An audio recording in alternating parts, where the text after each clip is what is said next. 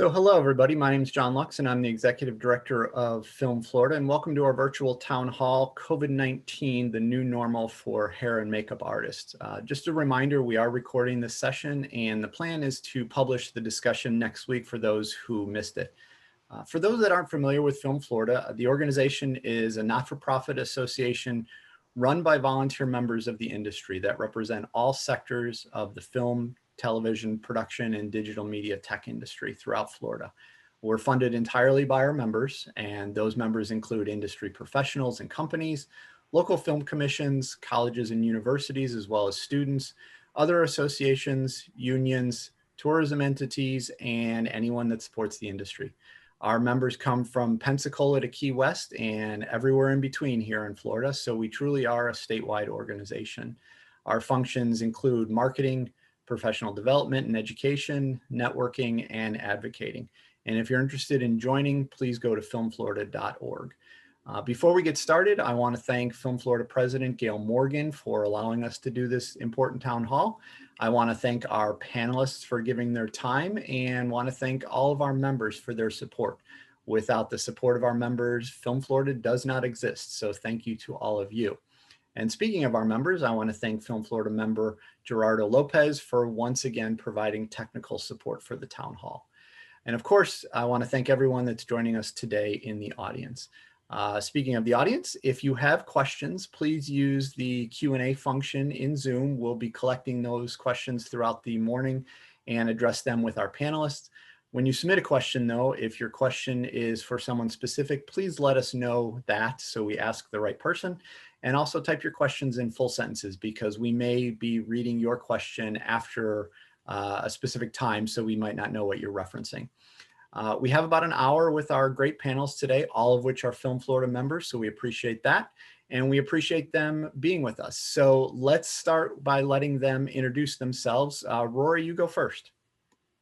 Good morning, everyone. Thank you so much for taking the time out of your day to be here with us, to help us help you and for all of us to be able to share with one another because we're in this together. I'm in the South Florida area. I'm based out of Sunny Isles, which is the Miami-Dade County area. And so this Tri-County area right now is super easy as far as being local to me. I do primarily television and film production, commercial, digital media. I also have a number of corporate and private clients, including news and political. I'm also a licensed esthetician, and I freelance out of Comprehensive Medical Aesthetics, a med spa in Miami. And so I've been doing some facials down there. And then I also have a nonprofit, ourgirlsenrichmentprogram.org, where we teach holistic makeup artist sessions to young ladies so that they understand that their beauty comes from within. Excellent. Lisa, why don't you go next? Hi, glad everyone could make it today. I appreciate it. I know everyone's busy and with all this craziness going on, especially now we have another storm out there. But I am based in the Panhandle, and I primarily do commercial. We do a lot of digital media up here, a lot of things for people running for public office, banks, hospitals, you know, you name it. I've been up here for about 20 years now, but I actually started in Orlando and I was born in Key West. So I've been like all over Florida, but love this area and love this industry. And I'm so grateful that you asked me to be on this panel to help people understand about being safe. I know a lot of people are still a little iffy about it, but we'll get through it. Great. And Stephanie? Hi, I'm Stephanie Mazia. I'm originally from Allentown, Pennsylvania, moved to Florida in '96, so about 30 plus years practicing in the industry since 1992. I am located what I call North Central Florida. So I'm kind of on the East Coast, right south of Jacksonville, north of Daytona Beach, and east of Orlando. Cover most of those areas, also down to South Florida and over to the Tampa side as well. Excellent. And I also want to mention Anna Crane, sorry about that. Anna was supposed to be with us today, but had to cancel last minute due to a multi-day booking. So we're obviously very happy that she's working, but disappointed that she can't be with us. Anna is a union member, so we were looking forward to having that perspective on the panel, but we will persevere. So first I want to start with a question and just touch on it with everybody. So I want to start high level and get a quick answer. Think back to when all of this started mid-March into April. What were your first thoughts about how your profession would change because of the pandemic? Let's start with Rory. Wow, I tell you, mid-March, I remember leaving the PBS TV studio, and I saw a couple of postponements come on my books, and I was like, okay, no big deal, because we were like so overpacked with coming off of all of the commercial work with Super Bowl and working with Super Bowl with NFL films, and just a packed out schedule between March and April and beginning into May, that I was like, okay, I could use a little break. I have a team, which is a blessing, but a couple of postponements, no big deal. And then all of a sudden, within a 24-hour period, I kid you not, my bookings went like whoop, like we were at probably 20 some odd plus bookings to 0 bookings in a 24-hour period. And I was like, okay, well, we're in this together. And I know that, as they say in showbiz, the show must go on. I was like, okay, we're out. We're going to do whatever we need to do. But right now I'm going to sit still, because the most important thing was for us to remain healthy, and that not just physically, but emotionally and mentally as well. Lisa, how about you? First thing I thought was, oh my gosh, we are in the closest contact pretty much of anyone who is dealing with talent. And I just thought, how do you even do this? So it took a lot of just kind of stepping back and saying, just kind of figuring it out. It's all, just with everyone, it's all brand new. And a lot of times we're just thinking outside the box and just trying to figure it out as you go along. But I didn't expect it to last as long as it did. But like I said, it just being new, just having to go along with it, learn as you go. Stephanie, what were your first thoughts back when this all started? Well, originally I just kind of expected maybe about a month we'd be down, out of work for a month. And then, then it was 2 months. And now, we're into October, and we're just finally now getting back in, but it's not back to, what it used to be. It's definitely, an eye-opening experience to be prepared for anything, especially being freelance on your own, making your own money. You don't have anything to fall back on. There's no other options but to work. And when you can't work, you're kind of stuck. So it was a big, eye-opening change. Thank goodness for insurance. Thank goodness for, having some backup funds set aside. But it definitely made a huge impact on my lifestyle. Right. Lisa, this is another one that I want all three of you to hit on, but we'll start with you. I received a few questions ahead of time and have been asked outside of this town hall. People want to know, how do they know if a makeup artist is taking necessary precautions or qualified given the new regulations? Just hiring somebody is no longer just acceptable. Are there specific training courses or certifications that producers should be asking about? Absolutely. There's tons of them out there right now. And, right now, Google's your best friend is just to, Google different certifications. I've gotten Barbicide's a big one. That's a good, place to start. But it's, there's all kinds of certifications out there. And I think also not only, the producers and directors, they should be asking makeup artists and hairstylists for that. But I think vice versa as well. I think, so that we know that they're being safe on set as well, just by asking questions. Right. Stephanie? Well, I think as makeup artists, we've always practiced sanitation, disinfection. We've always been really careful. It's something you have to do in the industry when you're working with people, with products that, you go from one person to the next. So not much change as far as that goes, maybe be more aware, hopefully you were aware to begin with. The mask wearing, totally different, totally something I had to get used to. But other than that, I think, just continuing to be on target with, keeping people safe, and focusing on what we've always done, the sanitation, the disinfection, keeping tools separate, just being more aware, even if you could even be more aware. Rory, I know you've taken a couple of specific courses and some trainings on that. Tell us a little bit about some of those. Yes, I agree with the ladies when they were talking about barbicide. Barbicide was something that we learned when we, got our licensing in school. And that's a necessity to retake every couple of years with our continuing education. But barbicide also has a specific one for COVID-19 mitigation preparation. In addition to that, I went back to the textbook, the tried and true textbook. So I went back to Milady and took that course. And then I took another course. And then I took another course. And being a licensed esthetician and working with Dermalogic, I also did the Clean Touch certification, which was very helpful. And they now have one out for makeup artists. So that's a good thing. But I also agree that, our standards have always been excellent. And we've always, practiced a clean procedure in terms of working with our clients, and our clients appreciate that.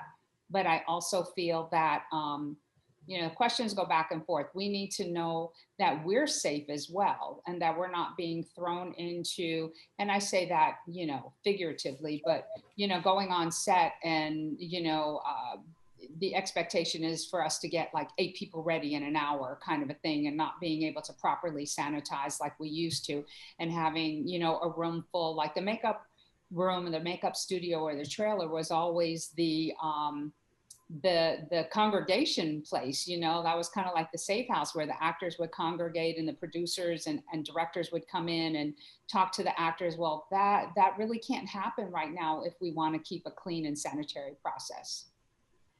And Rory, I want to stick with you on this next question. For those that haven't been in the hair and makeup department since COVID-19 started, talk about some of the specific PPE that you're using to keep people safe and healthy. Well, in addition to, the face mask or the double face mask, also adding the face shield in certain situations, as well as a cover up like a smock on top of the clothing, making sure that I have my barbicide wipes and spray and Lysol wipes and spray to really, make sure that everything is clean in between. I also use Sterilite equipment, which is a great machine. And for those of you who are professionals, you can ask them for a pro discount, but it's UVC lighting and it has a 99.9% efficacy. And so that gives me a peace of mind that I can sanitize my products and my tools and brushes and such, and know that, that we're being as safe as possible, because it's our health as well as the health of our clients and our reputation, our credibility, that's most important. Lisa, besides the obvious PPE that Rory mentioned, what's the biggest difference that you found in how you provide your services now versus pre-COVID-19? I think a lot of it, as Stephanie had said, that's how we learned it was, a matter of fact, when I was going to cosmetology school, that was one of the things we all complained about is when are we going to get to the real stuff? It was all about sterilization. So we did do that. I think now I'm a little more aware of kind of owning it and making, my clients know this is what I'm going to do. Because a lot of it, I would do it, but I wouldn't come out and tell them that's what I'm doing. So at least that way they'll know, oh, okay, she's, taking precautions and she's being safe. And also because I work a lot of times on set where I do have to get, I have like 4, 5, 6 talent. So I'm making up separate little set bags for them. And a lot of times they'll have to go and do touch-ups. And so most of what's different for me is basically going to be pre-prep. So I've always, which is kind of it's a great thing for me, because I always like to be prepared, probably over prepared. So I've always wanted to know, who am I working on? What is their coloring? What is, if I'm having to do hair, what is their hair texture? What's going on? Are they going to be sweating? Are they going to be? So I like to, now I'm able to ask those questions, and I am expected to know that before I get on set. So I'm really grateful for that. But then I do make up, little set bags for each person so that everything is labeled, it's all separate, and then they, return it to me at the end of the day. And I know that, I'm going to sterilize it and take care of it. And so I think, there are good things about it as well. But that's probably the biggest difference for me, I think. And Stephanie, you had mentioned that most of these sterilization practices were already in play long before COVID-19 came. But, for those that aren't aware, what are some of the practices that you use to sanitize and sterilize your tools? Well, I use a lot of different products. There's barbicide is a great one. And then, when you get home, it's another whole process on top of it. You've got on-set cleaning, sanitation, trying to do what you can there. And then, of course, keeping those dirty brushes separate, the used ones, taking them home, and then going through a whole process there with soap and water, washing them, and then sanitizing, disinfecting what you can. And disposables have become my best friend. I have invested so much money right now in disposable brushes. It's insane. I'll buy even cheap ones, the dollar ones, just so that I don't have to worry about washing them. And that makes sense. Stephanie, we're having a little bit of problem with your internet connection, so you're freezing a little bit. So I think you finished up there. So we'll jump over to Rory. Stephanie mentioned some of and Lisa did as well, some of the throwaways and some of the disposables. Is it necessary to throw out all of your materials after you've used them on a talent, or why not? I know in our initial town hall, when Film Florida created that 7-page amazing document for production, keeping safe sets, SETS in Florida, that question was posed. And I immediately thought, that's bananas, because I use high quality. And even though, I do have my own makeup line and I manufacture my own products, it's still cost prohibitive to be expected to throw away makeup after one use. So my suggestion was, and it has happened, where professional clients would buy their own makeup brushes or buy their own products. And I've been able to supply a lot of my talent with their own products, so that this way, when they go on set, I'm using their personal things, and therefore no one else is using it. And then they feel safe and comfortable, and it's a win-win situation. And I know when we pivoted in the beginning and in the mid months of the COVID shutdown, that's one of the things that I immediately put into place with my, especially with the newscasters and people who are doing daily and weekly shows, because the show was still filming with or without me being on set with them. So I took to virtual Zoom to teach lash application and providing the products, and then showing them over the camera lens, how to actually apply the products so that they were okay without me, at least temporarily. It wasn't the same, but it was close enough. And Lisa, that actually leads to the next question, where Rory was, saying she wasn't necessarily on set for some of those. We've read a lot about people telling talent now to come to set camera ready, as opposed to having a hair and makeup artist on set. The advantages to that are, budget and less people on set, or being, close together. But there are far more challenges in doing that. Talk about why every production should still have a hair and makeup artist on set, and what are some of the fallacies about being, quote unquote, camera ready when talent comes to set. Well, I know definitely, and because I hear it from a lot of clients that I work with, and even somewhere I might even just put a little powder on them before they have to go on set really quickly. Mm-hmm. It calms them and it makes them feel more comfortable, and I think they just get a better production out of it, because they just feel better and they don't have to worry about it. Because I couldn't imagine being an actor, first of all, but then having to do my own hair and makeup if I didn't normally do it. I would be a little intimidated by that. And I think I I wouldn't be able to give my best performance for sure.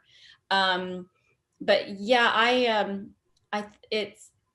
that's difficult. Yeah, there's less people on set, but then there's another set of eyes as well. There's been many times, and I'm sure these ladies can tell you as well, where, you know, there's a hair sticking out, like just there it is, and nobody sees it because you've got the script person is worried about the script, and you've got the lighting person's worried about the lighting, and then so they're not paying attention to that. So I think sometimes you really do need another set of eyes. And Stephanie, obviously the number one goal, you know, globally is to keep everybody safe and healthy on set. But is there one specific thing that you find yourself just kind of sticking in your head, keep reminding yourself in order to help that process?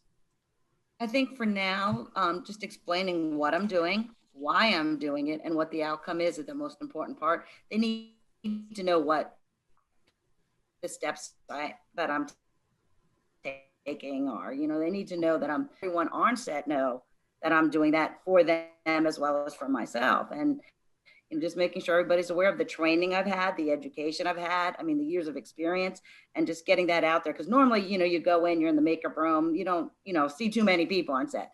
So I just want them to be aware that I know how to do this, how to do it right, and, you know, how to keep everyone safe. So that's probably the best thing, is just be more vocal about the steps we take. So communication is key in that respect. So that's good. Lisa, going back over to you, talk about, you know, there's been a lot of conversation, not just in our industry, just in general with the virus, indoor versus outdoor. Do you have to take do you approach your job any differently if you're working with talent that's indoor or outdoor, or for you, is it all the same?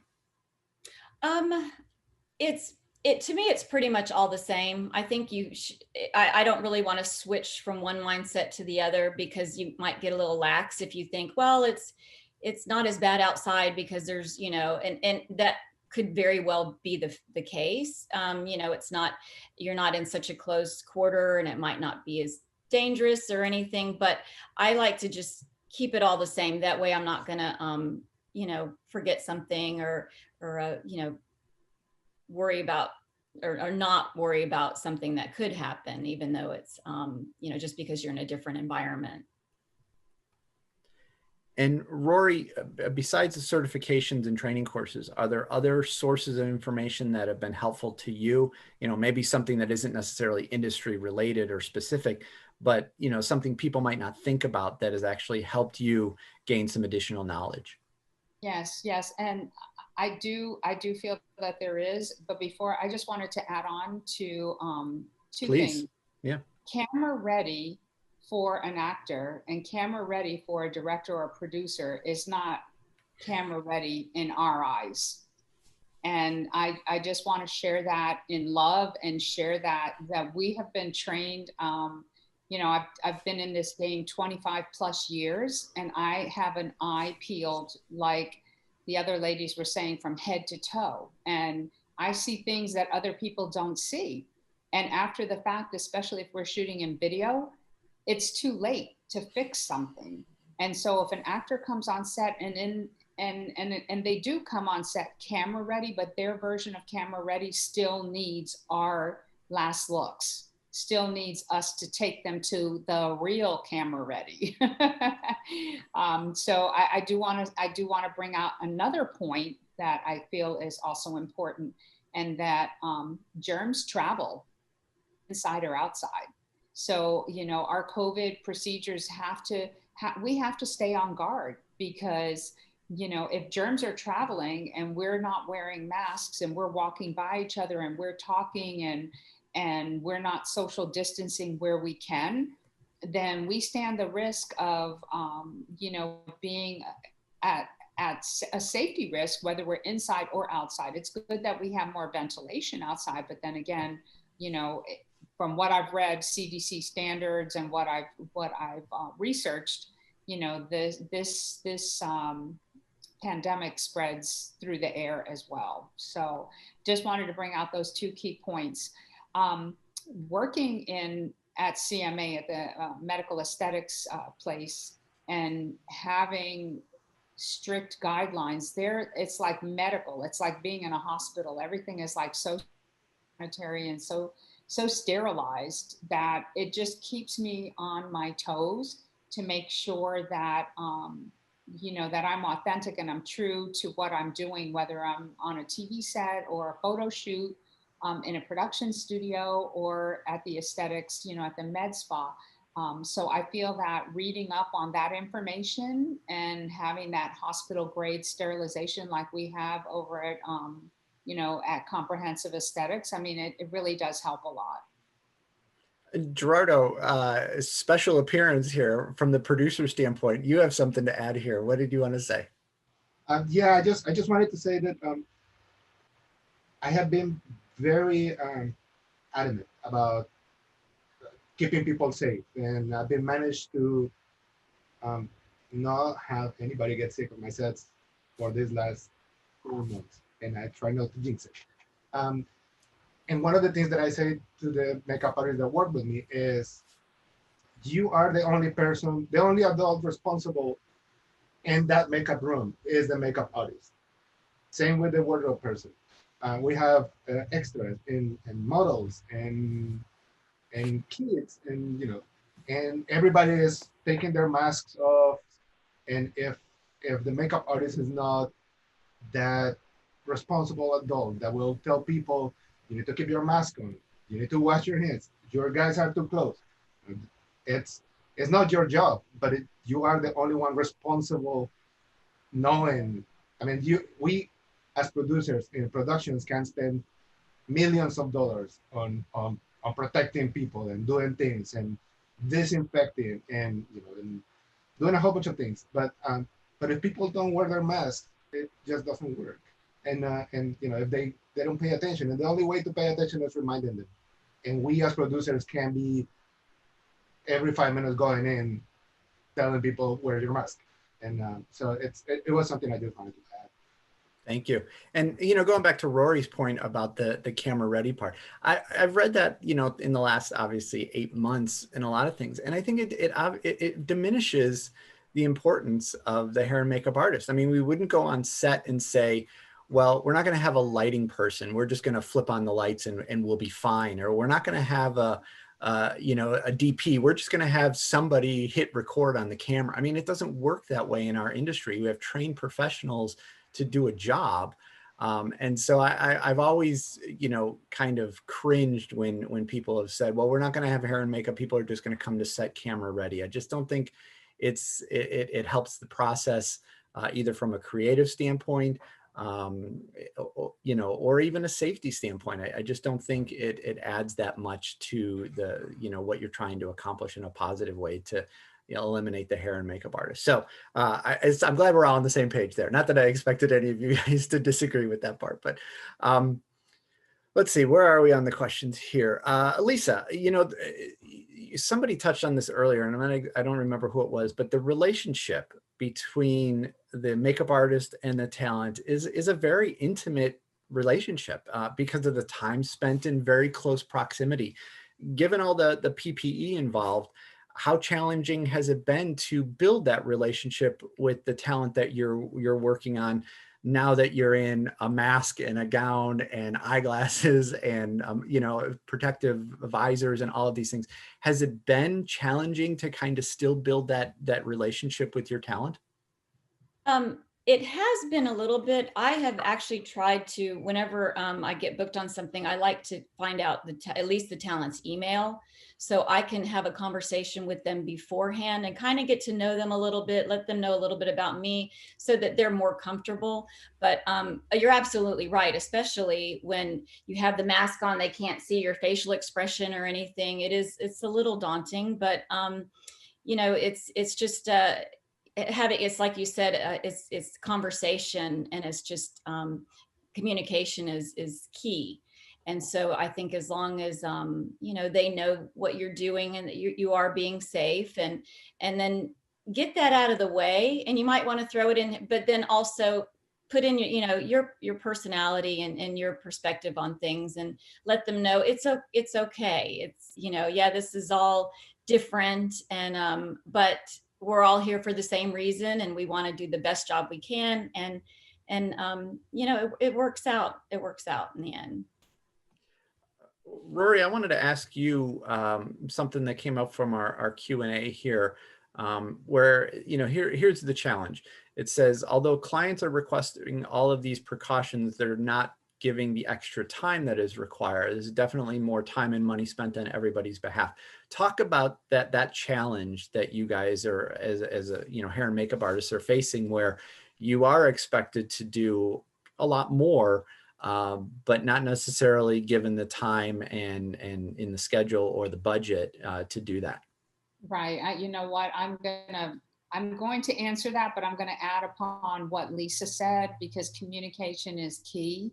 And being able to walk into an environment, I feel like the makeup area is the oasis of a production. I mean, it's the start of where talent will either feel comfortable or not comfortable in terms of, you know, given that their countenance, and it's important that when they get in front of the camera, you know, that everything on their face is showing what they're thinking. So I have had conversations in the beginning when we first started branching back out in the onset of going back into the world with talent, where I've had the communicating conversations with production to find out, you know, the details as far as number of talent, whether or not the schedule's being staggered, whether or not there's, you know, a timeline where we can properly sterilize and sanitize after each person.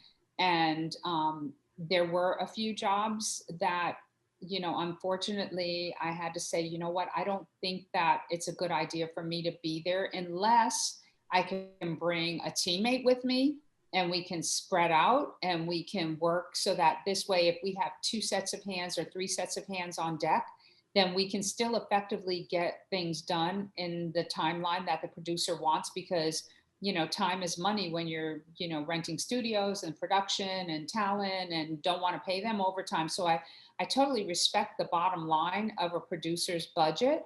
So, you know, we have to have the extra time. And if a budget is needed for us to purchase things in advance, whether it be disposables or extra products for that specific shoot, then communicating in advance is definitely imperative in order to know that what we're walking into is going to be a safe environment for everyone involved. I just wanted to touch on something here that came in from the Q&A, also from Jacqueline. She asked about, you know, COVID-19 compliance officers. Jacqueline, it's a good point, but, you know, we have productions that are everywhere from, you know, 5 people on set to 500 people on set. And sometimes there is not a COVID compliance officer, especially on the smaller budget, the smaller sets. And so we've always preached from the very beginning of this is personal responsibility. And so if, you know, as Gerardo mentioned, and somebody else mentioned about reminding people to keep their distance or keep their mask on and those type of things, I think that's on everybody's shoulders, not just a compliance officer, to remind people and look out for those things. Because in the end, you know, if one person isn't following and happens to get an entire set sick, it really doesn't matter whose fault it was at that point. We're all dealing with it, and nobody wants that. So I think that's why it's good to have multiple people kind of keeping an eye out for some of these safety measures. Want to talk about, let's see, another thing. Well, Lisa, you know, talk about some of the personal, it says, personal grooming protocols were put in place for the hair and makeup departments on set in Dade County. And that's right. You know, Miami-Dade has some great protocols. Rory mentioned the recommendations that we put out earlier in the year as from Film Florida. Those aren't mandates or requirements. Those are really, you know, just kind of get people thinking and talking and looking out for things. Obviously, union sets, and this is what I mentioned with Anna not being able to join us, union sets have much different protocols and requirements. So that's another layer of safety. Sorry about that, Lisa. I thought that actually was a question. It wasn't actually more, it was more of a statement. So I'm checking through the Q&A to see if we've gotten anything else. So Let's go back to, and this is for everybody, you know, and you don't have to mention names here necessarily, but have you turned down a job since COVID-19 started because you didn't think the set was going to be safe or they didn't answer the questions the way you wanted? Stephanie, you're shaking your head, so let's go with you first. Yes, I actually had a commercial project, just a commercial.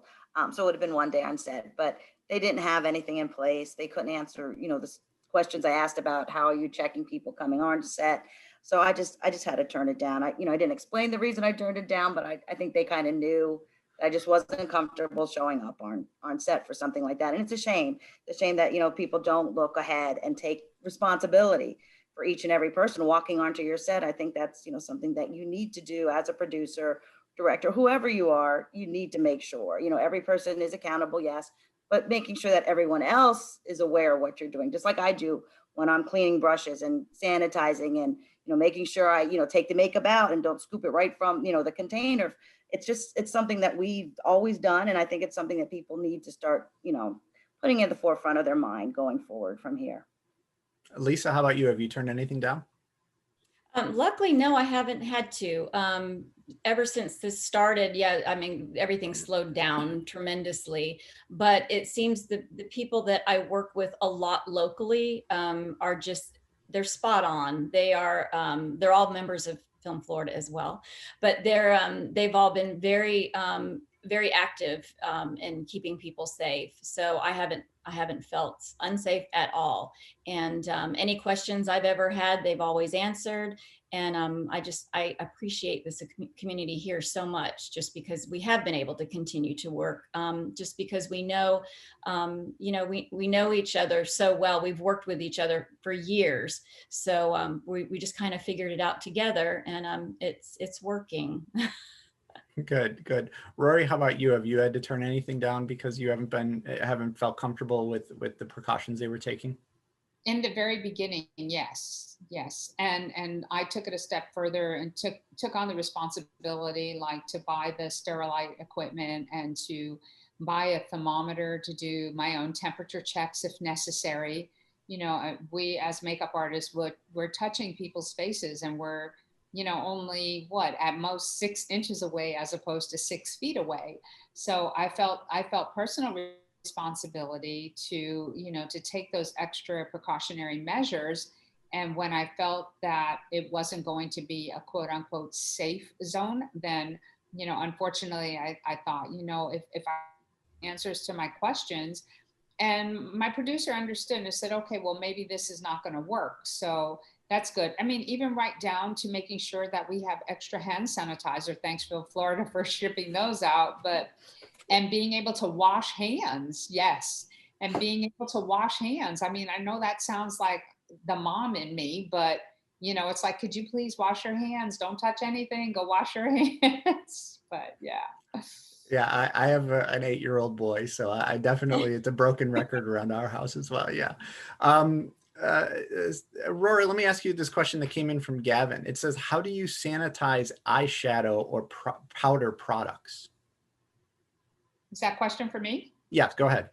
Very simple. It goes into my sterilite equipment, and I can sterilize anything that includes brushes, tools, as well as powder products. It goes in there, and it takes, I think, 3 minutes, and then I pull it out, and I feel comfortable that the product is sanitary and ready to go. Sometimes, depending on what it is, I'll spritz it with alcohol first.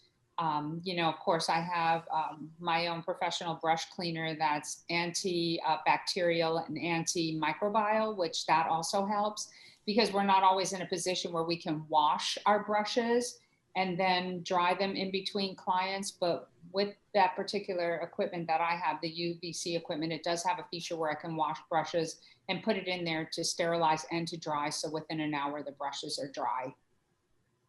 Excellent.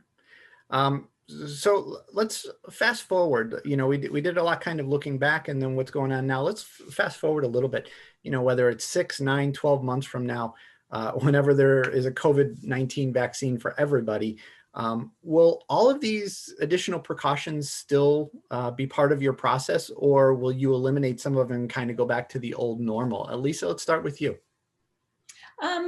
No, I think, of course, get rid of the mask. That would be my big thing.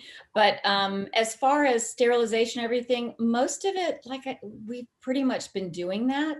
I may not announce what I'm doing so much, but I think I'll definitely still ask the same questions, before shoot, and make sure I know who I'm working on, just especially, for color wise and everything. So I know what I need to bring in my kit. And I'll tell you, before COVID, my kit was huge. I had everything in it. And it was a Fat Max from Home Depot, if anybody have seen those. So I will say one good thing is I have been able to pare that down tremendously. And now I have exactly what I need when I need it. And a lot of the stuff, I still have my Fat Max, but he'll stay in the car. But so I think I'm going to keep doing that, definitely. That way I don't have I just have exactly what I need on set at all times.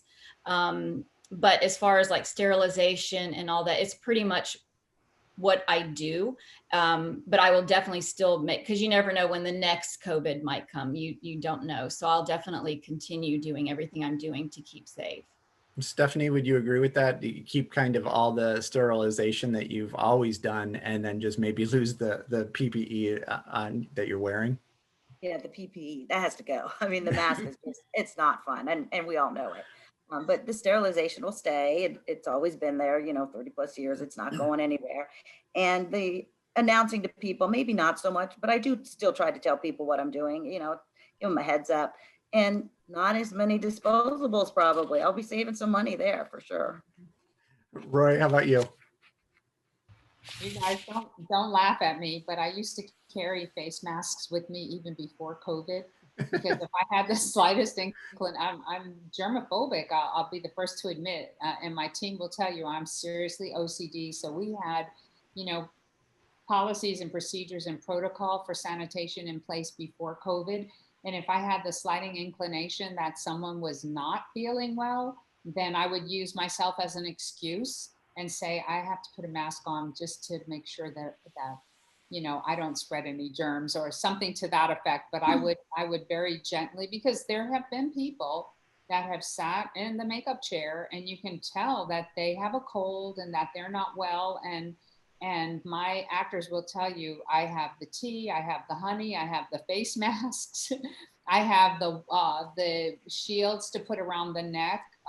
So when I'm putting the cape on the person, I'm protecting this area. And, the sanitary procedures have always been there, but I feel like at this point, it's like to the 10th degree. And so I may not wear a mask all the time or double mask or, wearing a face shield and, doing someone's facial with a steaming, that's like so crazy because my glasses steam up, the face shield steams up, and I'm like, I can't see. So, so I'll be glad to get rid of that aspect of it as well, but I'll always have those safety procedures in place. Excellent. Roy, we got a couple of follow-ups for you of things that you've mentioned throughout here. What brand of UV sterilizers do you use? It's a company called sterilite.com, and they're on social media. I can't remember the handle offhand, but you can always find me and I can point you in the right direction. And they do offer a professional discount for pro artists. There were different versions of it out there, but I felt that I wanted to go with the version that that hospitals use, and that this way I knew that I was getting the quality that I needed. So I didn't mind spending the extra money because that's an investment in my career, an investment in my business, and my credibility speaks volumes. I'd rather spend the extra money on good quality, whether it's products, brushes, or equipment that I'm using for my talent, because they're worth it. And is that the same company that does that sterilizer box? And if you're not, follow Rory on Instagram. She posts great Instagram stories of these sterilization things in action. So I've learned a lot just following. But is that the same company that does that box? Yes, Sterilite. Sterilite is the name of they're on Instagram as well. And I post those things not in a, I post it in a humble manner. I don't post it to say, wow, look at me. I post it to say, this is the standard that we can all live by, and I feel a responsibility to my team and to the mentees that I support and encourage to help them build their business. I want us to all be at that same level of excellence, no matter what it is that we do. And I know Stephanie and Lisa, you guys in your general markets are doing the same thing. And so thank you, Film Florida, for allowing us this time to share that information. And Lisa, and then I'm going to go to you, Stephanie, as well. I mean, just for people that are watching, are there, companies, lists of products, websites, anything like that of these products that you think people should take note, from that you use that can help others? Lisa, Absolutely. Like, I love the Sterilite. I did not purchase that one particular one, but now there are all kinds. And, but you do want to do your research and make sure that it's not, because, you're always going to have these people come out and say it does wonders, great things, and it's not. So, and they're selling it for $19.99. But no, there are all kinds of different products that you can use. A lot of the things that I'm doing now is I'm just like repotting. I've bought a whole bunch of they're not disposable, but you can use them and then sanitize them, where I'll scoop out little bits and for each actor or talent, and just reuse those. But yeah, there's loads of them out there. Stephanie, you got any brand names that you want to throw out that are some of your favorites? Barbicide is an industry standard, of course. That's a big one. Mm-hmm. Beauty So Clean is a little spray that comes out. You can actually spray on top of your shadows, and it won't change the consistency of the product.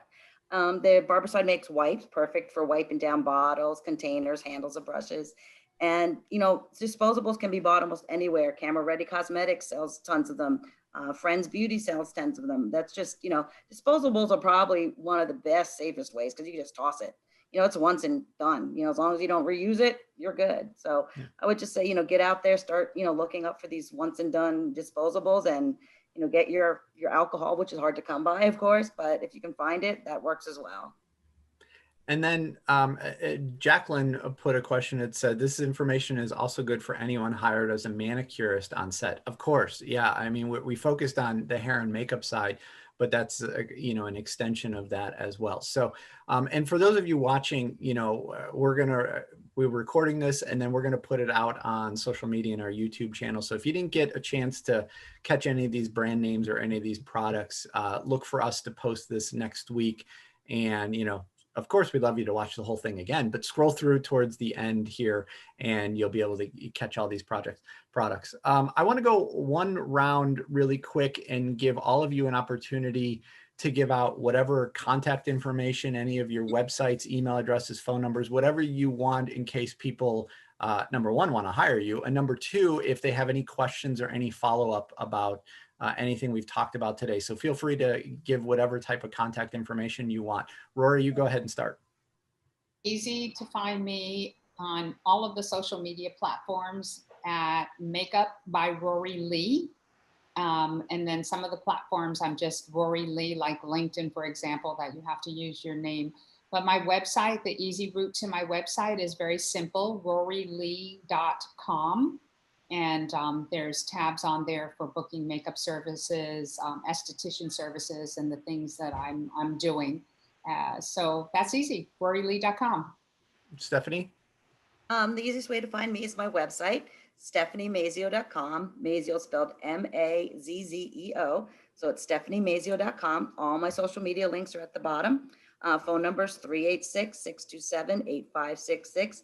Get calls and texts, so hit me up. And Lisa?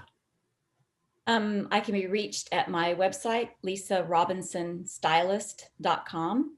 And all my links are below there. And also on Instagram, I'm Onset Stylist. Excellent. Gerardo, you want to plug yourself too while we're here? Well, thank you. Well, my website is easy as filmmia.com, 2 M's. But one website that I would like to point out is one that I made during pandemic. It's what we are doing to protect people on set. And it's film-safe.com. And that will tell people what we are on the Film MIA we're doing to protect people. Excellent. Well, as we wrap up today, I want to thank everybody for joining us, especially our great panelists. Again, I want to sincerely thank all of our Film Florida members, again, including all of our panelists that are members. We really appreciate that.